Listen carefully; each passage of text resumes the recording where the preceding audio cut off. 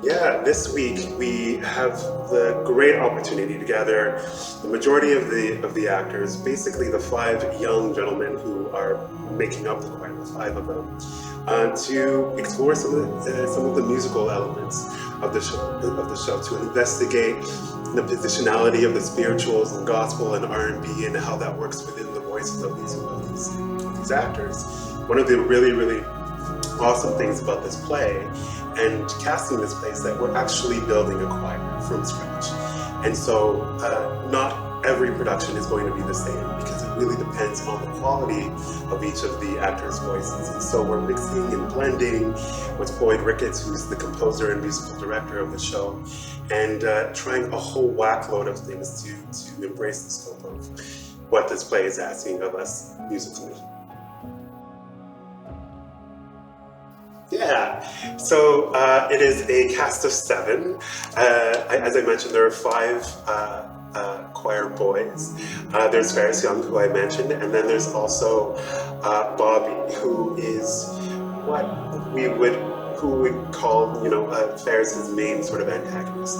Now he comes from a slightly privileged background. He happens to be the nephew of the headmaster.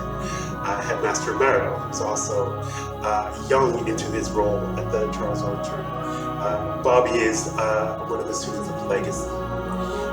His bestie is Junior, who is trying to navigate his own voice, whether or not he's going to associate with one sort of group of people or another group of people to sort of cement his own voice as he's growing up.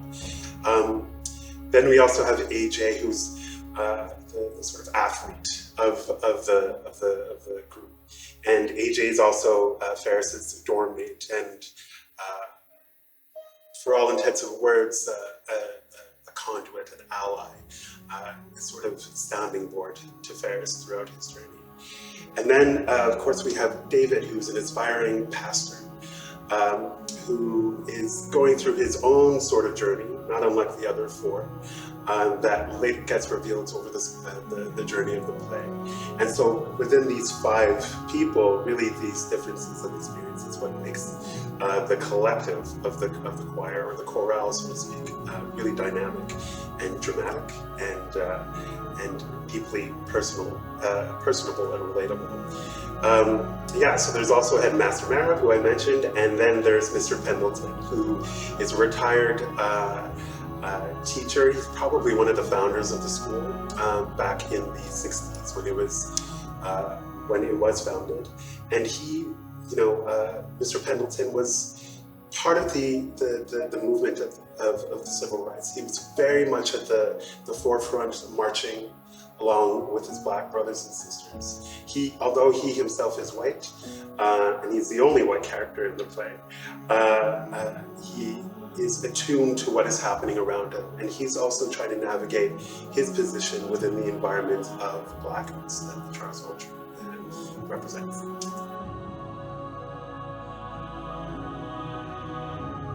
My goodness.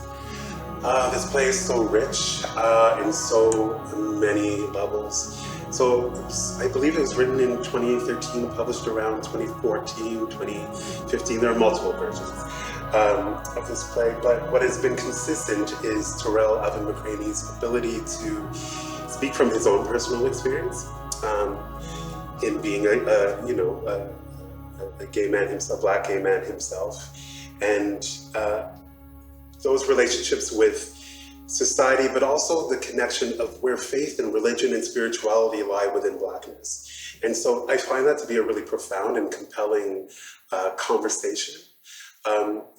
What are our relationships to music? What are our relationships to spirituality as it relates to, say, our ancestors or generations before us? The traumas that were associated with some of that music, where does that stand now? So the sort of musical dramaturgical question is really, really rich.